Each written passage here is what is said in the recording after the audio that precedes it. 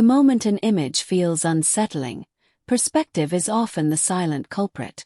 This tutorial opens by addressing how subtle spatial inconsistencies can break realism even when colors and details look correct.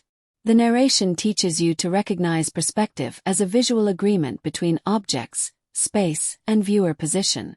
Instead of correcting distortions blindly, you will learn how to analyze visual cues such as horizon logic and relative scale.